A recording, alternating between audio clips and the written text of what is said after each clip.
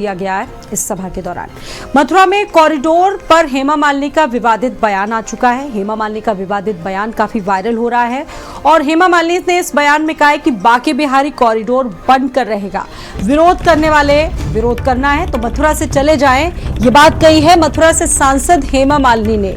Mathura corridor जिसका विरोध लंबे अरसे से चला आ रहा है और जो वहां का गोस्वामी समाज है वो इस कॉरिडोर के पक्ष में नहीं है, लगातार गतिरोध चला रहा है और उनका ये भी कहना है कि अगर यहाँ पर कॉरिडोर बना तो हम यहाँ से पलायन करके चले जाएंगे, क्योंकि ये हमारी निजी संपत्ति, हमारे पुरखों की संपत्ति, हम यहाँ पर पूर्वजों के समय से पूजा पाठ करते चले और ऐसे में अगर ये कॉरिडोर यहाँ पर बन रहा है तो ये ठीक नहीं है। लेकिन इस समय हेमा मालिनी का जो स्टेटमेंट है कॉरिडोर को लेकर वो भी सामने आ चुका है।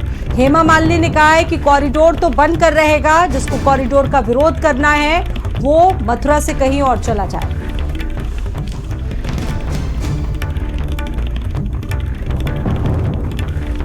तो इस पर विवाद और भी ज्यादा बढ़ सकता है।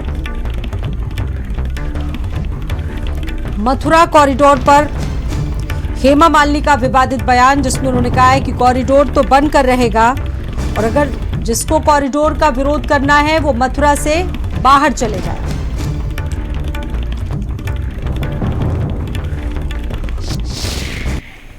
जैसे मैम यहाँ पे प्लान है कॉरिडोर बनने का, अब यहाँ से बहुत सारे बांके बिहारी का कॉरिडोर जरूर बनेगा और बनेगा।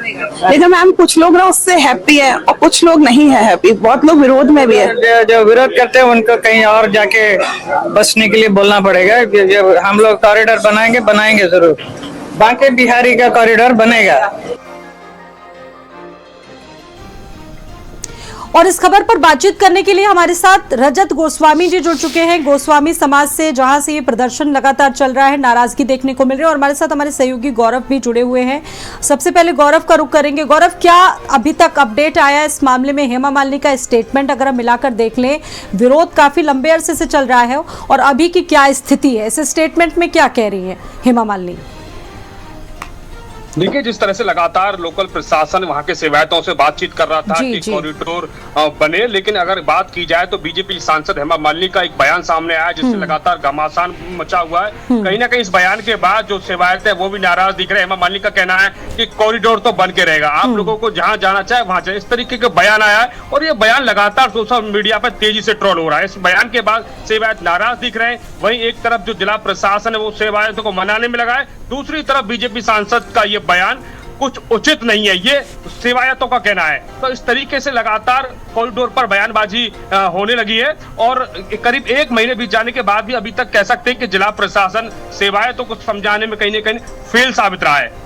बिल्कुल। और देखिए, इस वक्त हमारे साथ रजत गोस्वामी भी इस चर्चा में जुड़ चुके हैं। मैं चाहती हूँ रजत गोस्वामी जी, पहले आप अपना परिचय दीजिए और उसके बाद बताइए कि आखिरकार ये इतना जो विरोध है बांके बिहारी कॉरिडोर को बनकर को लेकर लगातार जारी है और अब इसमें वहां की सांसद हेमा मालिनी ने भी एक स्टेटमेंट दिया है, तो आप लोग इसको किस तरीके से देख रहे हैं और क्यों इसका विरोध आखिरकार हो रहा है वहां पर? जी नमस्कार, मेरा नाम रजत गोस्वामी है, बांके बिहारी मंदिर का सेवायत हूँ, 2 बार का प्रबंध कमेटी में उपाध्यक्ष। देखिए, जिस तरीके का जो मंतव्य, जो लैंग्वेज इन्होंने यूज करी है हेमा मालिनी जी ने, तो मैं ये बताना चाहता हूँ क्योंकि इस समय जो इन्होंने ये कहा कि जिसको जाना है वो चले जाए और कॉरिडोर तो बन के रहेगा, इनको ये सोचना चाहिए था कि माननीय ये कॉरिडोर बनना या ना बनना ये अभी माननीय सुप्रीम कोर्ट में विचाराधीन है। लेकिन जो बॉडी लैंग्वेज इनकी रही, जो वक्तव्य इन्होंने दिया, उसमें इनका ही रोल नहीं है, इनके साथ में यहाँ जिला प्रशासन का भी पूरा रोल है। वो भी लगभग इसी तरीके की बातें कर रहा है जिस तरीके से अभी हमने एक कल 4 तारीख को एक वृहद आंदोलन की बात करी थी, जिसके एक परमिशन की बात करी गई थी जी। तो उस परमिशन के लिए जिला अधिकारियों के माध्यम से जब हमने ये बात मांगी गई कि भाई हमें परमिशन दी जाए, तो उन्होंने हमसे ये कह दिया कि साहब अभी मुड़िया पूनम है, मुड़िया पूनम की वजह से हम पुलिस प्रशासन नहीं दे सकते हैं। तो हमने आग्रह किया कि भाई आप 7 तारीख के बाद में दे दीजिए, तो बोले नहीं, क्या जरूरत पड़ेगी आपको, 29 तारीख के बाद में तो आपको जरूरत ही नहीं पड़ेगी जी। तो हेमा मालिनी यहाँ का जिला पूरा प्रशासन जो है वो भी ये मान चुका है कि ये लोग सब सर्वोच्च न्यायालय से ऊपर हो गए हैं और ये जैसा चाहेंगे वैसा होगा। और रही बात हेमा मालिनी के, जो इन्होंने ये कहा, हेमा मालिनी होती कौन है, ये कहने वाली कि ये ब्रज से जिसको भी जाना है वो यहाँ से चला जाए, कॉरिडोर बन के रहेगा। मेरा कहना ये है कि हेमा मालिनी जी को यहाँ अभी रहते रहते 10-11 साल हुए हैं, ठीक। ये जो महिला है ये अपने आप को ब्रज की गोपी कहती है। ये जो पूरा स्ट्रक्चर है, अगर हम मंदिर का देखें, आप लोग बहुत दिनों से वहां पर हैं, अब जैसा कि बात निकल कर आ रही है कि पुरखों से ये सारी विरासत चली आ रही है और आप लोग वहां से हटकर, लेकिन अगर कॉरिडोर सर वहां का बन जाता है रजत जी, तो उससे व्यवस्थाएं और बेहतर होंगी, ये दावे सरकार की तरफ से किए जा रहे हैं। इसका अगर विरोध आप लोग कर रहे हैं तो आखिरकार क्यों विरोध हो रहा है इसका इतना ज्यादा? देखिए, अगर आप लोग तो प्रेस मीडिया से संबंधित लोग हैं, हाँ। आप इन्हीं के ही राजनेताओं के वक्तव्यों को आप लोग सुनते रहते हैं। हेमा मालिनी जी ने खुद यमुना के तट पे खड़े होकर के कहा था कि ये जो पुरातन संस्कृति है इसको ध्वस्त नहीं करना चाहिए। जिस समय ये कोविड का माहौल चल रहा था और यमुना की सफाई पर जोर देते हुए कहा था, आज हेमा मालिनी जस्ट इसके उलट आ गई हैं। तो अपनी कथनी और करनी में हम आज भी उसी बात पर स्टैंड करते हैं कि वृंदावन का पौराणिक महत्व को नष्ट नहीं करना चाहिए। यहाँ पर दिक्कत सिर्फ क्राउड मैनेजमेंट की है। अगर आप क्राउड को मैनेज कर ले जाते हैं, जिसके कई सारे उपाय हैं, जिसको हमने माननीय न्यायालय उच्च न्यायालय में लिख करके भी दिया हुआ है, सुलखान सिंह रिपोर्ट में भी हमने अपनी तरफ से इन सुझावों का जिक्र किया हुआ था, लोकल प्रशासन से तो कई बार जिक्र किया, लेकिन उन सुझावों पर ये लोग कार्य करना नहीं चाहते हैं। इन्हें सिर्फ मंदिर पे कब्जा चाहिए और इसलिए ये कॉरिडोर की व्यवस्था बना रहे हैं। कॉरिडोर बहाना है केवल मंदिर तो वो लोग तो कह रहे हैं कि आप लोगों को इसमें हम कंपनसेशन देंगे, मुआवजा देंगे अगर किसी की निजी संपत्ति के साथ छेड़छाड़ होती है। जागरण पढ़ा हो जी, आपने अगर आज का दैनिक जागरण पढ़ा हो तो उसमें जिलाधिकारी की तरफ से एक टिप्पणी करी गई है कि हम फिर से जो है यहाँ पर जो सर्कल रेट है उस पर पुनर्विचार करेंगे। दैट मीन्स की पहले सर्कल रेट पर विचार किया जा चुका था। जिस क्षेत्र में बांके बिहारी मंदिर है यहाँ पर सर्कल रेट 2016 से नहीं बढ़ा है। आज के स्टेटमेंट से ये इनको महसूस हो गया है कि इस चीज पर विवाद चल रहा है। कोई भी चीज रिटर्न में देने को तैयार नहीं है, केवल हवाई फायर चल रहे हैं कि हम करेंगे, हम देखेंगे, जिनकी दुकान जाएगी हम उनको दुकान देंगे, जिनके मकान जाएंगे हम उनको जगह देंगे और उचित मुआवजा देंगे, लेकिन कितना देंगे, कब देंगे, कहाँ देंगे, कुछ चीज बताई नहीं जाती। कोई कैसे यकीन कर ले इनकी बात? मतलब आपका ये मानना है कि अगर कॉरिडोर बन जाता है तो इससे वृंदावन और ये जो आसपास का पूरा मंदिर है मूल स्वरूप नष्ट हो जाएगा, संस्कृति का भी इससे नाश होगा, ये सारे तर्क हैं। ये बताइए कि वृंदावन पूरा मंदिरों की नगरी है, यहाँ हर घर में मंदिर और सब प्राचीन मंदिर। मेरा खुद का घर गेट नंबर 1 के सामने है, मेरे यहाँ दाऊजी महाराज विराजमान है और बहुत प्राचीन है। सन जो है 1936 का असेसमेंट है मेरे पास में, जिसमें कि उल्लेख है दाऊजी महाराज मंदिर का। ठीक है, आज मुझको ये बताइए 5 एकड़ जमीन पर अगर ये कॉरिडोर बनाएंगे, लाखों लोगों को बुलाएंगे। वृंदावन में ये सप्त देवालय बामुश्किल 2.5 से 3 किलोमीटर की दूरी पर है।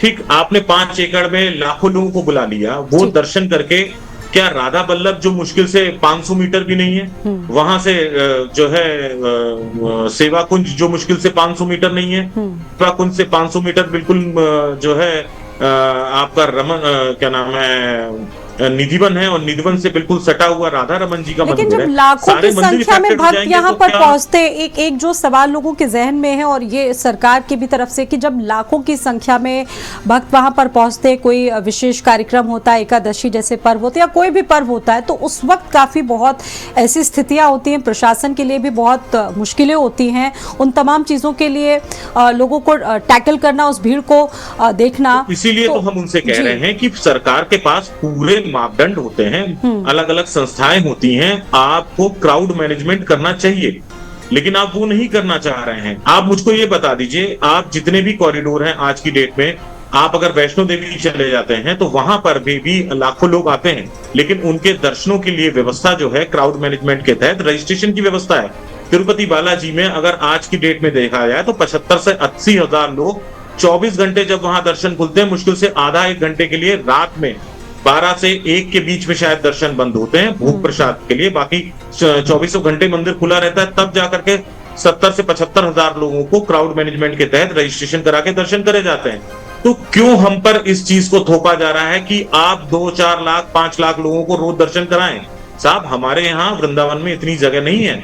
ना सरकार का कोई इतना इंफ्रास्ट्रक्चर इतना उन्होंने डेवलप कर लिया है। यहाँ लाइट, पानी, सफाई की व्यवस्थाएं आज भी जीरो है, नगण्य जिसे बोलते हैं। जरा सी बारिश होते ही पूरे मथुरा वृंदावन में पानी भर जाता है, जहां आप लाखों लोगों को बुलाना चाहते हैं। तो हम यही चाहते हैं कि हमें इन लाखों लोगों की आवश्यकता नहीं है, एक सिस्टम से लोग आए, आराम से आए, कम आए थोड़ा। जिसको आज मिल गया है मौका आने का वो आ जाए, जिसको कल मिला है वो कल आए, जिसको परसों मिला है परसों आए।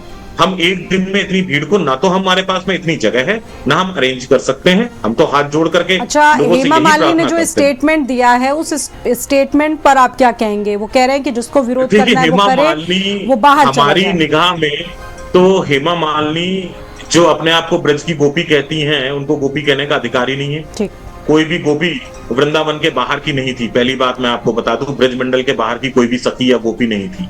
ये आकर के एक जो है झूठा प्रचार अपना कर रही हैं। और ये होती कौन है? यहाँ के ब्रजवासियों को ये बोलने वाली कि जिनको दिक्कत है वो यहाँ से पलायन कर जाए। हमारा ये सारी चीजें हम पर डिपेंड करेगा कि हमको कब यहाँ से जाना है, नहीं जाना है। जहां तक गोपियों की बात करी है, तो ये उन गोपियों के समय जो द्वापर में थी भगवान कृष्ण के समय पर, वो लोग भी अपने ब्रज की लता पता पुनील को छोड़ करके कभी मथुरा नहीं गई। मथुरा के बाद तो छोड़िए, वो कभी द्वारका नहीं गई, वो हमेशा यहाँ रही। और ये एक ऐसी गोपी बनकर के आ गई हैं जो विधर्मी हैं। आपके माध्यम से फिर बता देता हूँ। ठीक है, हमारे साथ गौरव भी, हमारे सहयोगी जुड़े हुए हैं हमारे साथ, हमारे संवाददाता। गौरव, आपने अभी तक क्या देखा? ये स्थितियां, गतिरोध लगातार कायम है, और इसको लेकर और क्या अपडेट है अभी आपके पास में? देखिए, लगातार जो जिला प्रशासन है वो सेवायतों के साथ बातचीत कर रहा है। करीब इस बातचीत को अगर बात की जाए तो करीब 1 महीने से ज्यादा गुजर गया, लेकिन अभी तक कोई निष्कर्ष निकलता नहीं दिखाई दे रहा है। लगातार गोस्वामी समाज के लोग और जो महिला हैं वो लगातार विरोध कर रही हैं। विभिन्न तरीके से, अलग अलग तरीके से गेट नंबर 1 पर डे विरोध चल रहा है। गोस्वामी समाज का कहना है किसी भी कीमत पर कॉरिडोर नहीं बनने देंगे। और इसके बाद एक के बाद एक बयान जो सामने आ रहे हैं, इससे सेवायत नाराज दिख रहे हैं। और वही जिस तरीके से बीजेपी सांसद हेमा मालिनी का बयान सामने आया है कि कॉरिडोर तो बनकर रहेगा, आप लोगों को जहां जाना चाहे वहां चले आए। इस बयान के बाद जो बांके बिहारी मंदिर के जो सेवायत है वो नाराज दिख रहे हैं। जिस तरीके से अभी रजत गोस्वामी बता रहे थे कि एक सांसद है, जनप्रतिनिधि है, इस तरीके का बयान बिल्कुल इस तरह का स्टेटमेंट ठीक नहीं है। आम तमाम लोगों के लिए आप दोनों का ही बहुत धन्यवाद जुड़ने के लिए, बातचीत रखने के लिए। और हेमा मालिनी का ये जो स्टेटमेंट आया जिसमें उन्होंने कहा है कि कॉरिडोर तो बनकर ही रहेगा, इसका काफी विरोध हो रहा है और ये वीडियो भी काफी वायरल हो रहा है। एक छोटा सा ब्रेक यहां लेंगे, लौटेंगे।